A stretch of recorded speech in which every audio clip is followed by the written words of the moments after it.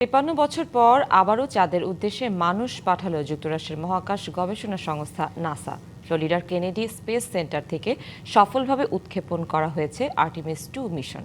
4 নভোচারী নিয়ে এই মহাকাশযানটি চাঁদের কক্ষপথ ঘুরে পৃথিবীতে ফিরে আসবে। চীনের সাথে মহাকাশ প্রতিযোগিতার এই যুগে নাসার এমন পদক্ষেপকে আমেরিকার গ্র্যান্ড রিটার্ন হিসেবে দেখা হচ্ছে।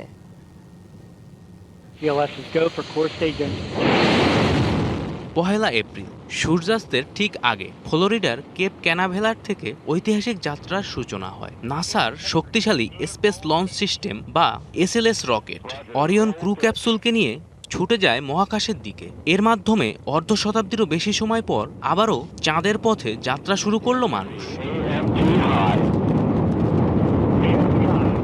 উৎক্ষেপণের ৫১ মিনিট পর অবশ্য শঙ্কা তৈরি হয়। পৃথিবীর সাথে ক্যাপসুলের আংশিক যোগাযোগ বিচ্ছিন্ন হলেও দ্রুত তা ঠিক করতে সক্ষম হয় নাসা। নাসা আবারও চাঁদে মহাকাশচারীদের পাঠাচ্ছে। হাজার হাজার কর্মী, শিল্প অংশীদার এবং আন্তর্জাতিক মিত্রদের টেকসই প্রচেষ্টা ও প্রতিশ্রুতির মাধ্যমে এই বিন্দুতে পৌঁছানো গেছে।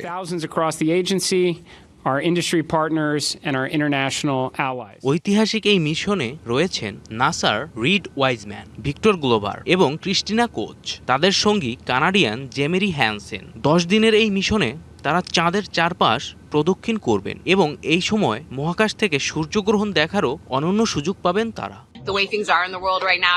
এটি আমেরিকার জন্য একটি ঐতিহাসিক দিন। মানুষকে চাঁদে ফিরিয়ে আনা আমেরিকার ইতিহাসের একটি বড় পদক্ষেপ।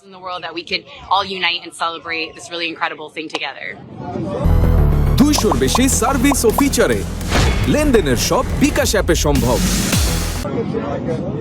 মিশনটিকে মূলত এই দশকের শেষ ভাগে চাঁদের দক্ষিণ মেরুতে মানুষের অবতরণের একটি চূড়ান্ত মহড়া হিসেবে দেখা হচ্ছে। 2030 সালের মধ্যে চীনের চাঁদে মানুষ পাঠানোর পরিকল্পনার আগেই 2028 সালে আর্টেমিস 4 মিশনের মাধ্যমে চাঁদে পা রাখার লক্ষ্য নাসার। সফল উৎক্ষেপণের জন্য নাসা এবং 4 সাহসী মহাকাশচারীকে অভিনন্দন জানিয়েছেন মার্কিন প্রেসিডেন্ট ডোনাল্ড ট্রাম্প।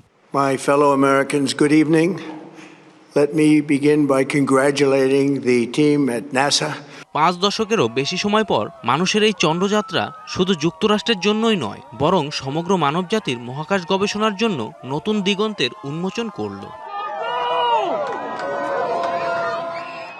জয় রায়, ডিবিসি নিউজ ডেস্ক।